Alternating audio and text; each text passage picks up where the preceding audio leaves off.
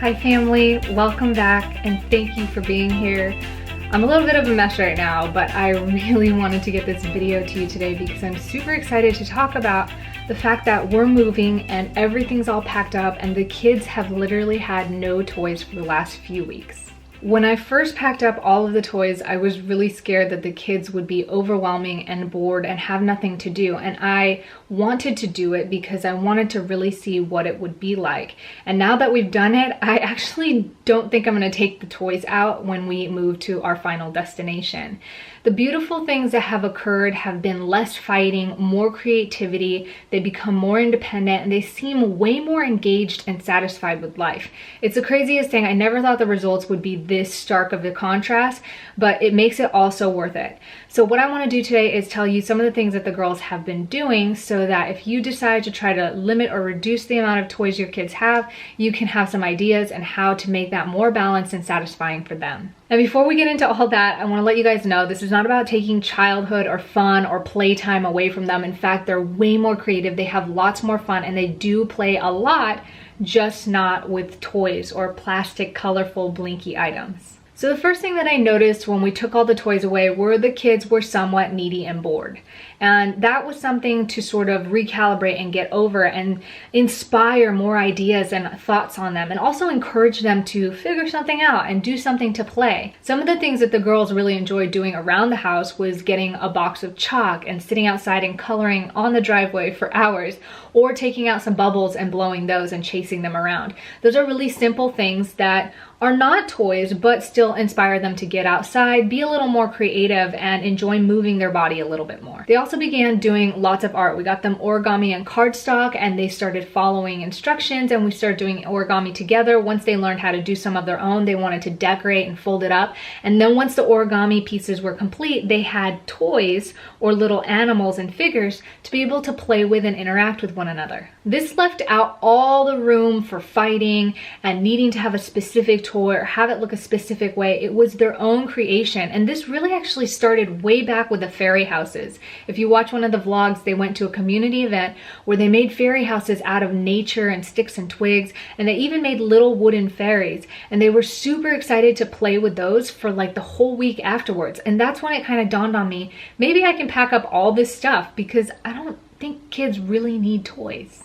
The next thing I noticed that the kids were doing was they were more inspired to get out, actually learn skills, and be social. What this meant was at the pool, instead of playing with little toys or little squirt figurines inside the water, they were more engaged with actually learning how to swim, wanting to float on their back, wanting to swim with dad across to the pool or try to dive down and touch the ground. They started doing really fun things, and then Brett got the underwater camera out and they started wanting to make underwater slow motion videos, and it was just this fun family event that involved creativity, getting outdoors, moving the body, and not having to actually have stuff to entertain. I often found Love in the room on her own trying to FaceTime one of her grandmas, and when that didn't work, she went to scrubbing the walls because that's something that she had seen me and Brett doing the day before, and she knew it was what needed to get done in order for us to leave this condo.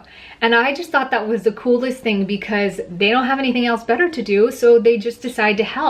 Sometimes Elfie gets down and practices sweeping, or she wants to prop up and wash the dishes or rinse them off or dry them off with dad, and all of a sudden they become more involved in really helpful ways. And they don't seem to put up as much fuss when they say spill a glass of water and you say here's a towel, clean it up. They actually find it entertaining that they get to do this new event or experience this new process of cleaning. So they don't see it as a have to event. What I realize is when they have colorful blinky toys that are super entertaining and that sort of stifle that imagination and creativity or ability to put a little effort into playing and actually enjoying life, it makes it a lot harder for them to come to the other stuff and to actually want to do that. And this holds true for adults as well. We really live in this environment where things come to us at a push of a button. We can push a button and change the entire temperature in our house. We can push a button, make a call, and get food from anywhere in the world delivered to our front door. we can push a button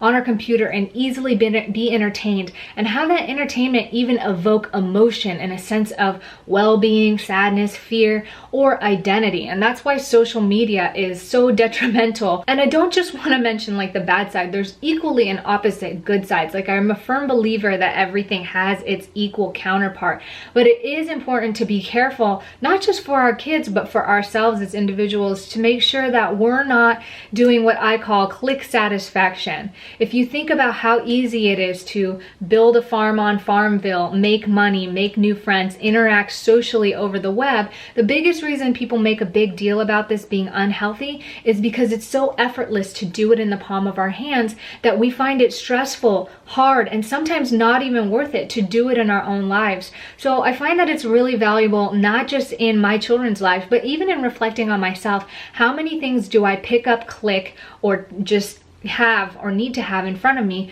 just to be entertained? Can there be a moment where I don't pick the book up, I don't read the article, I don't listen to the TED Talk, I don't want to FaceTime my mom, and just try to enjoy the present moment, watch the leaves blow, and just be completely conscious of that? So anyways, that's all I have for you today. My battery light is blinking at me. If you guys have minimized your kids' toys or have gone without kids' toys, let us know in the comments below other things that you've done that you feel like you've seen either help them improve or helped keep them entertained. And if you did like this video, please hit thumbs up. It lets me know what to bring you more of and that you actually like it. And if you have subscribed, thank you for being here. Welcome to the family. Let's all remember to be good, be great, be grateful, and I appreciate you guys so much. I'll see you in the next video. Ciao.